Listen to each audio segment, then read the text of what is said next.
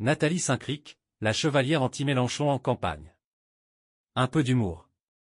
Il était une fois, dans le royaume des médias français, une redoutable chevalière nommée Nathalie Saint-Cricq. Armée de son micro et de ses lunettes d'intello, elle avait une mission sacrée, sauver la France de la menace insoumise de Jean-Luc Mélenchon et de ses fidèles de la France insoumise. Chaque matin, Nathalie enfourchait son noble destrier, ou plus précisément, montait dans sa petite voiture citadine, prête à combattre l'idéologie insoumise. Avec un sourire sarcastique, elle se dirigeait vers le plateau de France 2, son champ de bataille favori. Mes chers téléspectateurs, commençait-elle, la voix pleine de conviction, je suis ici pour vous révéler les sombres desseins de Mélenchon et de ses camarades. Et là, le spectacle commençait.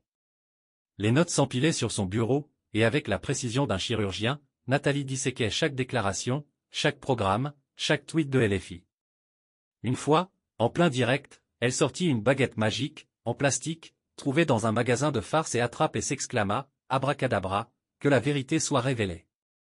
Les spectateurs, entre deux éclats de rire, se demandaient si elle n'allait pas finir par sortir un lapin de son chapeau. Mais Nathalie ne plaisantait pas. Elle avait un plan. Un plan infaillible pour démasquer le monstre à cette tête de l'insoumission. Elle diffusait des graphiques colorés, des extraits de discours sortis de leur contexte, et même des mèmes qu'elle créait elle-même pendant ses pauses café. Un jour, Nathalie eut une idée brillante.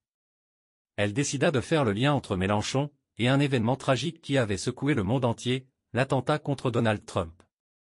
C'est bien simple, déclara-t-elle avec un air de Sherlock Holmes, ayant résolu l'énigme du siècle, si l'on suit la rhétorique insoumise jusqu'au bout, on en arrive à de telles extrémités. Trump a été attaqué à cause de l'idéologie de Mélenchon.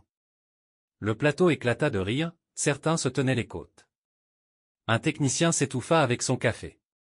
Nathalie, imperturbable, continua, c'est évident. Regardez comment il critique le capitalisme et les élites. Et puis, il y eut ce soir mémorable où Nathalie, en plein direct, écrivit en douce un mot à Anne-Sophie Lapix. Pensant être discrète, elle griffonna un commentaire acerbe sur Mélenchon, espérant que cela amuserait sa collègue. Mais hélas, la caméra fit un gros plan imprévu sur son petit papier. Mélenchon est un problème, avait-elle écrit. Le plan serré montra clairement le message à des millions de téléspectateurs. Les réseaux sociaux s'enflammèrent instantanément, et le hashtag NotGet devint viral. Une autre fois, lors d'une émission particulièrement mémorable, Nathalie s'attaqua à une autre déclaration de Mélenchon. Il veut interdire la baguette traditionnelle française, s'écria-t-elle avec une indignation feinte. Les téléspectateurs furent perplexes pendant un instant, puis éclatèrent de rire en réalisant que Nathalie venait de se tromper de ligne dans ses notes. Pardon, reprit-elle en riant elle-même, il veut interdire la pêche électrique. Mais avouez que l'interdiction de la baguette aurait fait grand bruit aussi. Et c'est ainsi que, jour après jour, Nathalie Saint-Cricq continuait sa croisade contre Mélenchon et LFI, mêlant sérieux et humour, critiques acerbes et petits lapsus mémorables. Car au fond, elle le savait bien, la politique, c'est aussi un grand théâtre où chaque rôle a son importance. Et elle, Nathalie, jouait à merveille celui de la chevalière anti-Mélenchon, pour le plus grand plaisir de ses fidèles spectateurs. Ce texte humoristique relate les péripéties vraies ou exagérées de Nathalie Saint-Cricq dans sa croisade médiatique contre Jean-Luc Mélenchon et la France insoumise.